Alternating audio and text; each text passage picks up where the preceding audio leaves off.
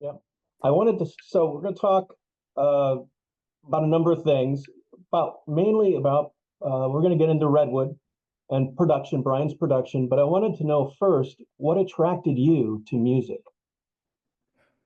I'm from Ireland, so that can tell you everything. Oh, my uncles, aunts, my one uncle could play about six instruments. So I came over when I was almost five. My mother was the youngest of the aunts and uncles, and my grandmother was kind of paralyzed. So my mother took care of her, and finally, my grandmother passed. And my uncle Eddie, of course, all Irish, everybody's living in Boston, and gave a had enough money to come to the States. And once we came to the States, lived in Boston until I was 11 or 12, and they would have big nights. That's what they called them, and everybody would meet at a different monthly. We'd meet at a different house, and when once you're there, after you go through eating and the adults had some drinks, uh, uh, you it, no one said anything, but you basically had to get up and do something. If you had to get up and sing, you had to play. Uh, and I was so shy. I was the second. I was almost the youngest of all the cousins, and I used to just hide under the kitchen table. Or you get up and you've recited a poem, you did whatever. So that I've always had I hum. Sometimes I'll hum some melody from the 30s or 40s, and that's how do I know that? And it's from, I've got a lovely bunch of coconuts, you know, and they are standing on the In a bank. row. Yeah, you know that. All right. I got one for you that I would love to give this cooking show, and it's either Rosemary Clooney or Doris Day, and the guy that did Raw Hard, called "How Lovely Cooks the Meat." Oh, how Oh, lovely cooks the meat. So I I don't know know that some. one. I know. Anyway, so I've been around it all my life, and I'd say uh, I'm I think I'm musical. I don't really read, uh, and obviously my sons are in our band now, and they read, they do all that stuff. But that's uh, I never did it, and that the bad part is I'm not going to be hired as a session guitar player. But the good part is. I would like to say my innocence instead of my stupidity. As far as chords, I I can play about any chord, but I lots of times I don't know what they are. I mean, Oh, I know all of the normal chords, but yeah. sometimes I'll have to go back and figure out what the hell chord did I play there. uh, but that innocence, I think, is good. That's when you kind of break the rules. Otherwise, I've noticed a lot of young kids and parents, they start the kid when they're three, especially a lot of maybe Asian people, really driven and stuff. And they learn at three, they can read, they can play, or four. But being good at reading music, you get locked into these rules, which it's fine. I mean, some people get right through it, but for me, I like the idea of I call it innocence, and it's stupidity, obviously. I don't know, but I just break all over. It's like, whoa, wow, you went to that chord there. I wasn't supposed to, and they went, "Oh, that's very cool. I never would have thought of that because it was drilled out of them to Mhm. do." So Interesting. Interesting. What was the first recording that you did as an artist, and was it as a producer, writer, or singer, or was it a combination of I, all of them? I had no. I've never thought of being an entertainer.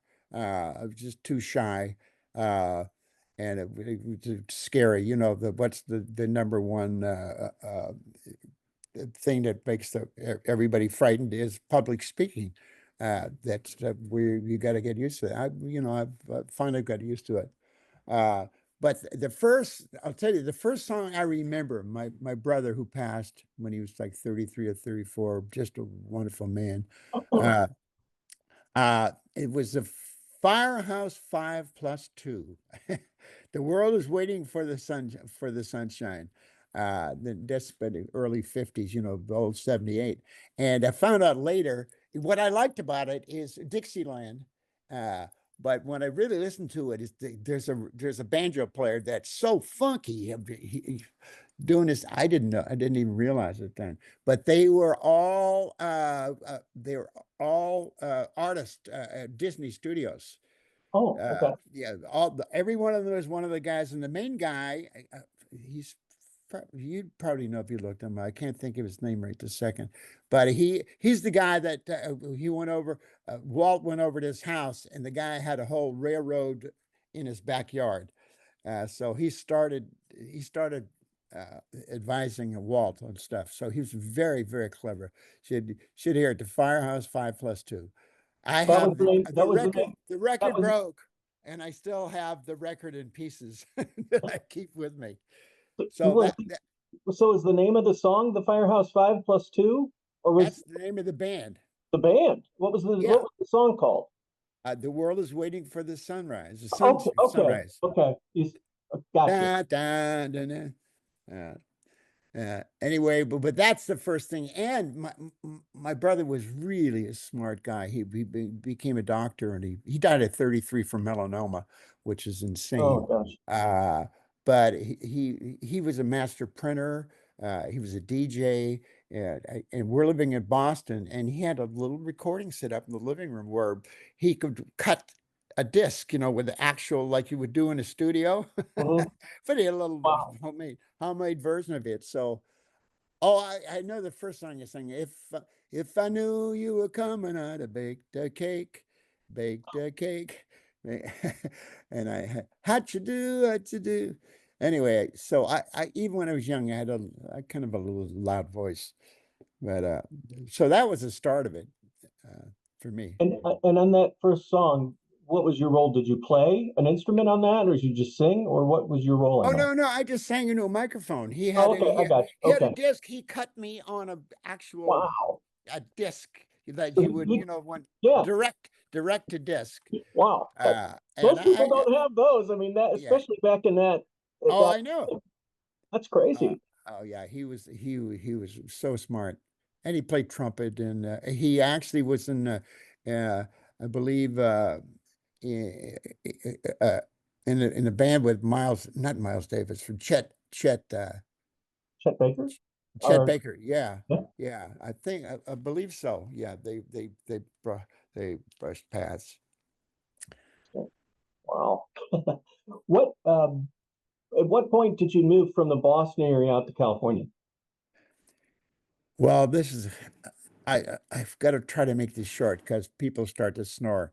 Uh, my mother had a rooming house. I mean, she was the manager of the in Back Bay, right by Okay. the Symphony Hall. I mean, but then in the late 40s, it was very dangerous area. It was the gangs and all that stuff. Uh, and anyway, so we have rooming house, 3 stories. We lived in the basement.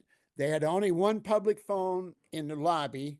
And when the phone rang, I could hear it. I had to run up, get the phone, and then they'd ask for somebody, and it would be like Mr. Blah blah or Mr. So on the second floor, room. Not I have to run up and tell them, hey, you have a phone call. They'd run down. So anyway, this guy comes, Mr. Maloney, uh, and he gets a place on the top floor. Really nice guy. He appeared to be very nice, and I'd sit outside with him, and he'd tell me he was a ranger in the Second World War, and he'd tell me stories about all that stuff. So anyway, then there was the biggest robbery in American history, the Brinks robbery in Boston. Remember, Yeah. Friedkin made a movie on it. Uh, So the five guys go to the Brinks area. They may already made pass keys. I'm making this long, but you can edit it out. Uh, uh, so then they all wore these masks, like full masks, and one that looked just like Michael Jackson in a weird way. I mean, Michael Jackson wasn't in I the wasn't even born yet, right? But yeah. So they went in and they went off with a couple $1 million. Nobody was hurt.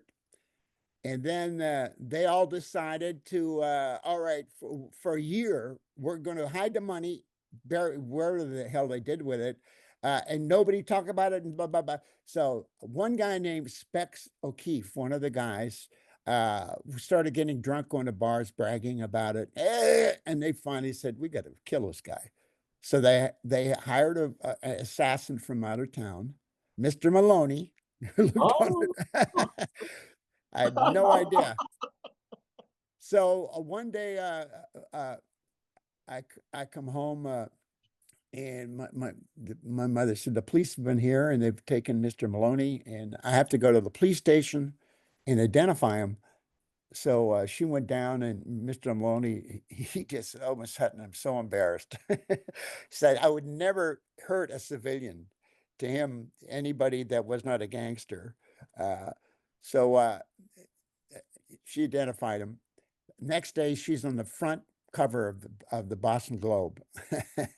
uh, so then he's in jail, and then he escapes dressed as a woman out of the visiting area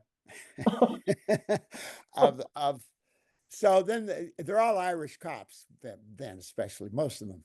yeah. So they said, all right, Mrs. Hutton, we're going to have to give you 24-hour protection. So I had 24-hour protection uh, for 6 months.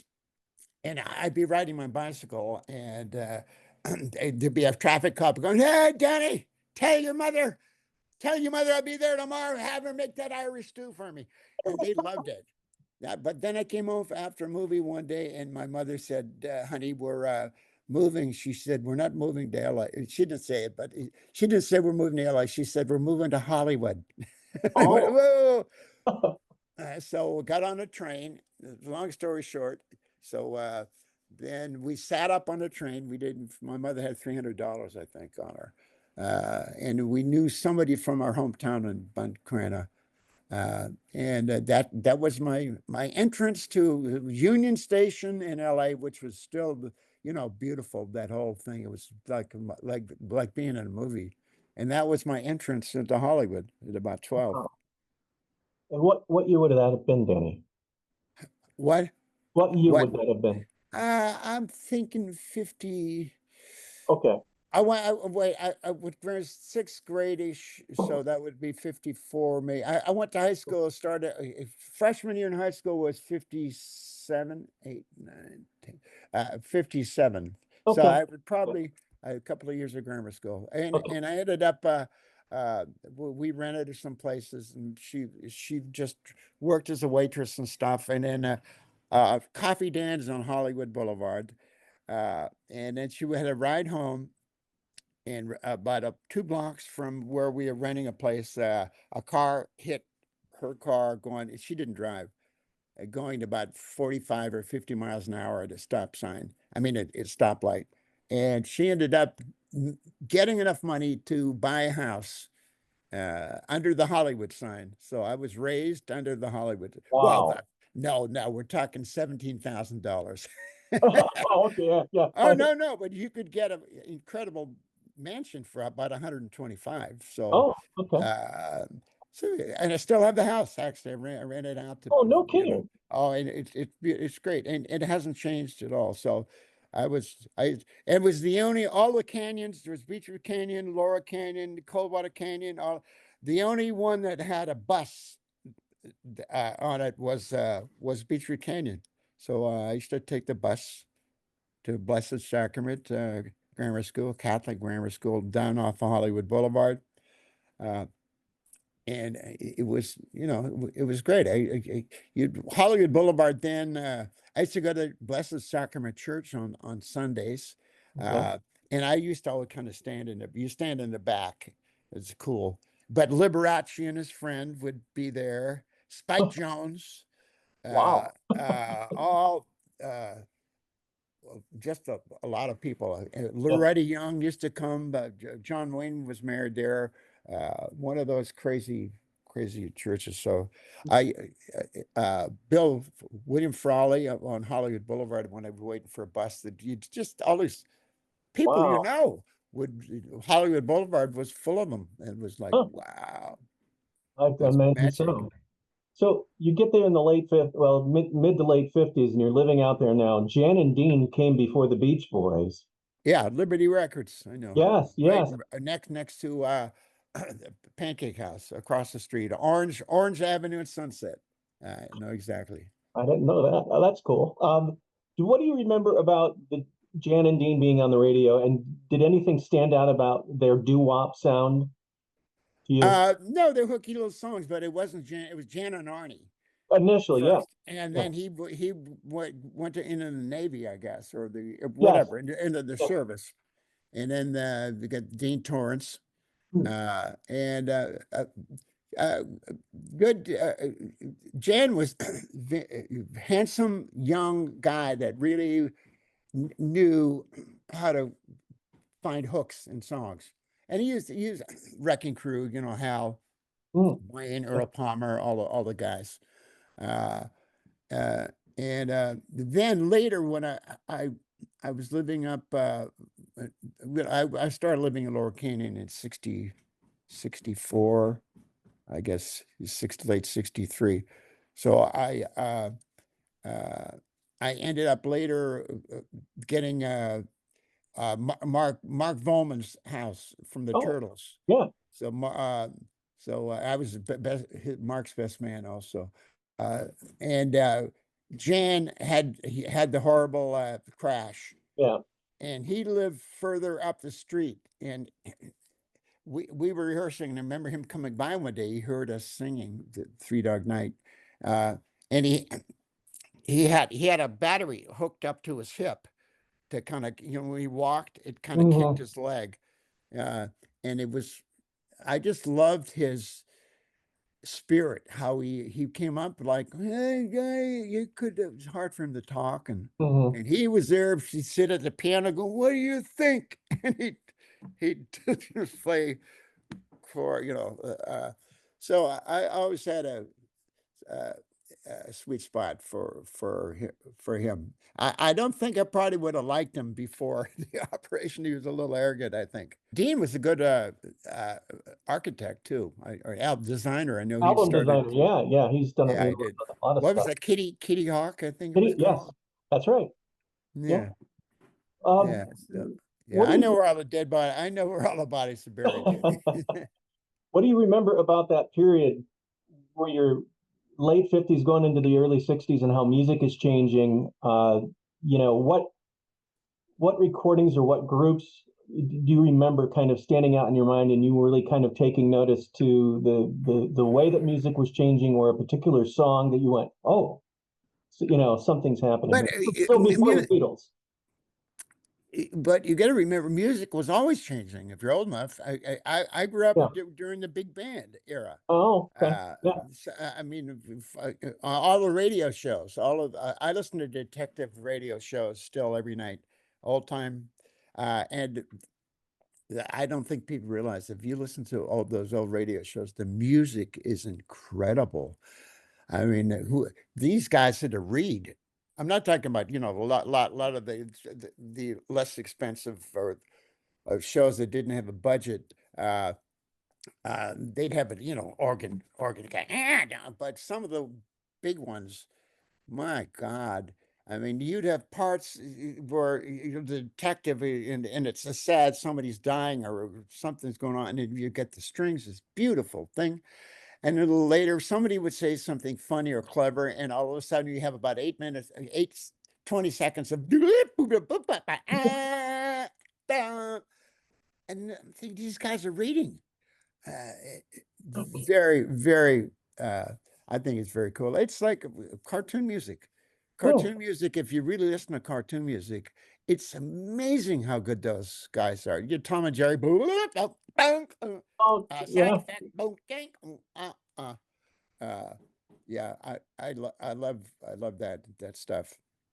What early Beach Boys record do you, Oh, I can tell you exactly the first time I smoked grass, uh, was listening to "Be True to Your School." so Be true 63? to your school. Yeah. Yeah, but now the original version, uh, uh, With the Honeys? no, that was second one, the rah rah system by Right. the Yeah. Yeah. cheerleader thing. That was no, the original one didn't have that on. That's It only right. had Okay. Yeah. uh, uh, so that's the first thing I kind of heard. But uh, all the car songs. I mean, I loved all that stuff. Uh, it was them and I'd worked uh, I'd worked at Disney Studios. So and I used to load and unload records, Buena Vista Records, right across the street from the studio, where the warehouse was. And I used to get Billboard magazine. Uh, then it was more of a trade magazine, Yeah. and they had a foreign section in the back, and I saw a picture on the British section of these guys with this crazy hair, and went, "Who is this?" Uh, so I became a Beatle expert. I'd Love Me Do, From Me to You, VJ Records. The other was Uh-huh. on had a white label, all that stuff, and I knew everything about them. I got their songbook. I knew all their chords. Uh, I became a huge fan of them and the Beach Boys. So those were ended up being, and what happened is when I got out of high school, I graduated, but I didn't go to the ceremony. Uh, I went to by the Santa Monica Pier. I'd looked this thing up on going to getting a ride. So I got there, and that's the end or the beginning of Route 66, depending on what you want to. That's Route 66. So I in a car with four other people, and we drove all the way to Chicago, uh, and then well, you paid them, and we went direct. You get out, and you had to go pee in the gas station. Got to Chicago, and then I hitchhiked from Chicago to New York.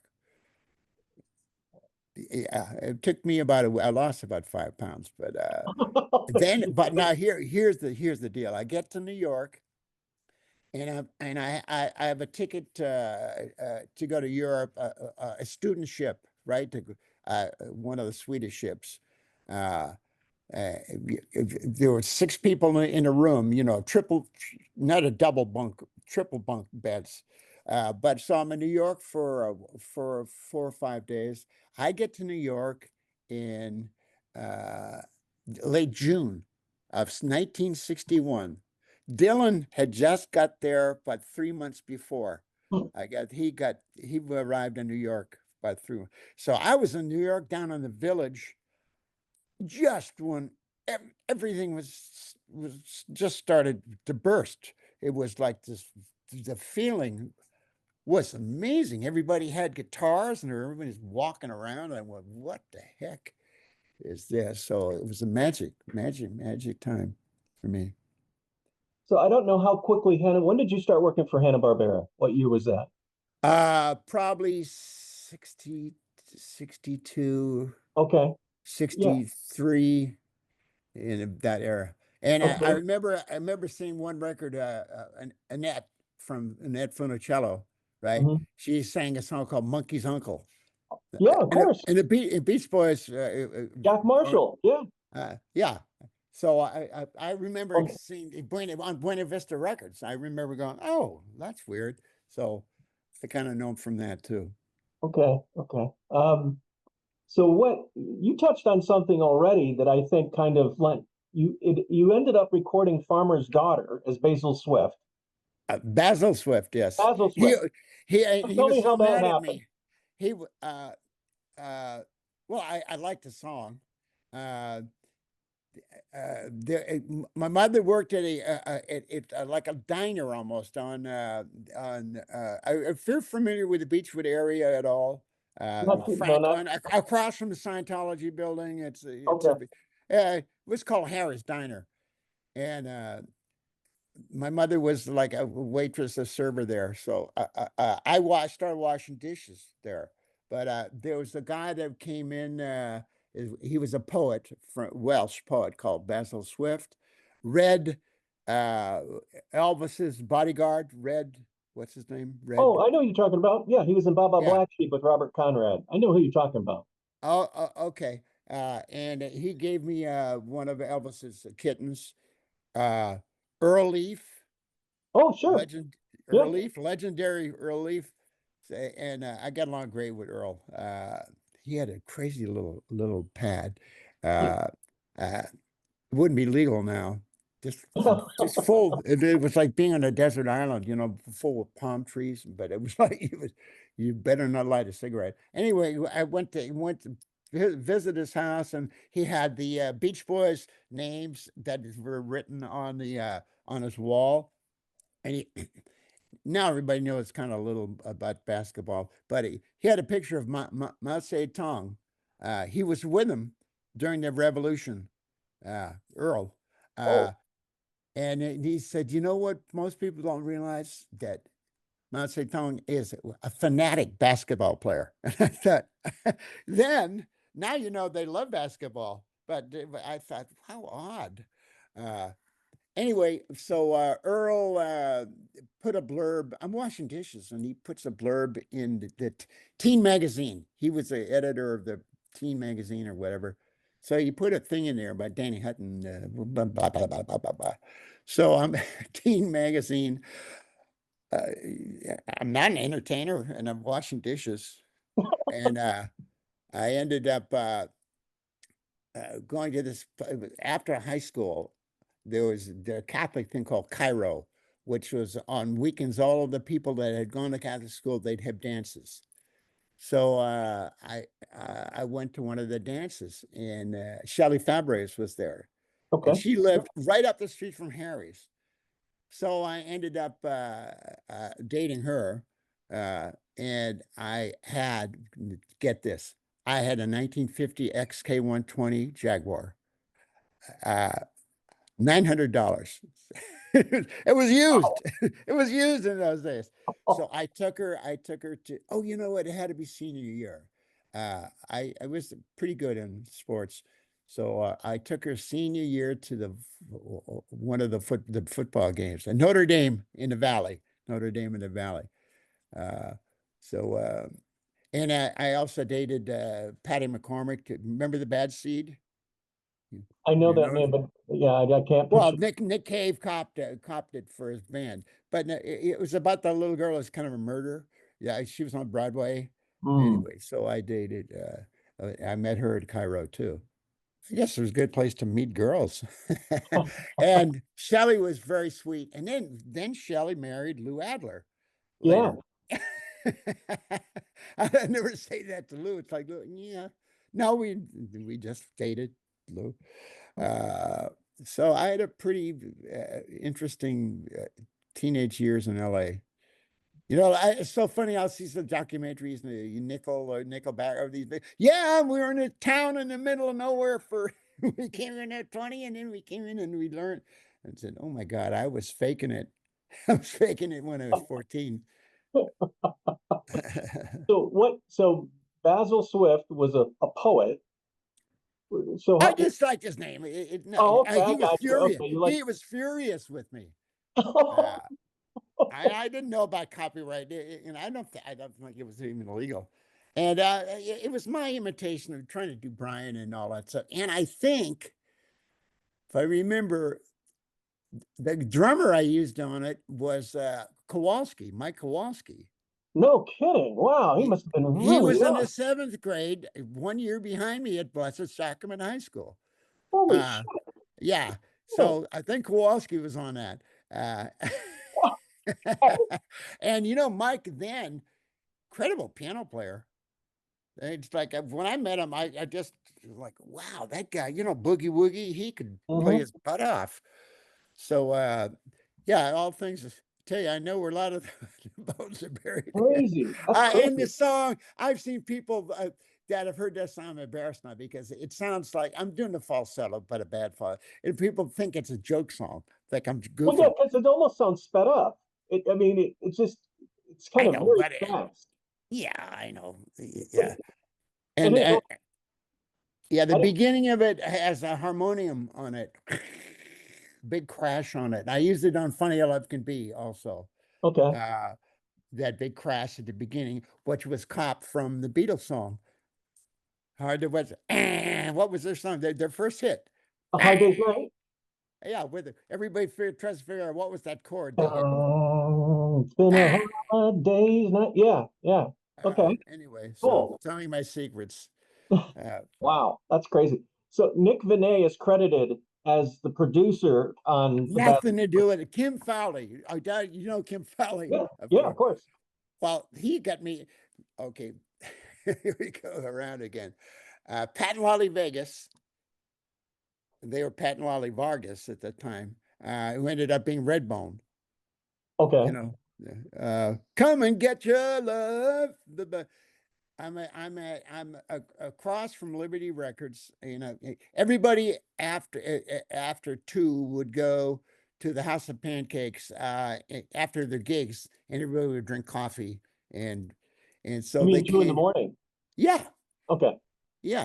After and like Caesar and Cleo were playing down the street that Sonny would share, Okay. or Yep. Caesar and Cleo and all these different guys, and everybody would just sit in there, and then Kim Fowley, uh, well, Pat and Lolly said, "Here, check this guy out." Uh, so I phoned Kim Fowley, and Kim Fowley came up to my house, and we had a fence.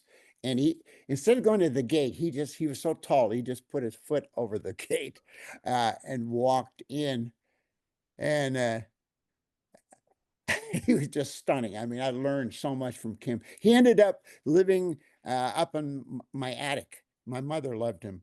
Uh, and I actually kind of was his chauffeur. I'd drive him. He'd have a list and say, Danny, would you take me? I'll give you $5, whatever. And I'd drive him around. But Kim was a bit of a scoundrel, but charming. I loved him. And I knew sometimes I learned everything, what not to do, not to sign after I've signed everything with him. But then he takes me to see Nick Benet, getting back to your question. Yeah. And Nick had left the Beach Boys by then. I didn't even know his connection with the Beach Boys at that time, he had. And we brought it to him, and I financed, I arranged it, I did the whole song. And when the record came out, it said, how politely did they say I I was there? I forget what the word they used. It was pretty. It said Nick. Nick got all of that stuff. Well, Hmm. good luck to him. But Kim. I like Kim. Everybody. I love my. Hello, how you doing? Well, my balls are fine. My teenage balls are fine. What? My mother would laugh and say, "You're so cute."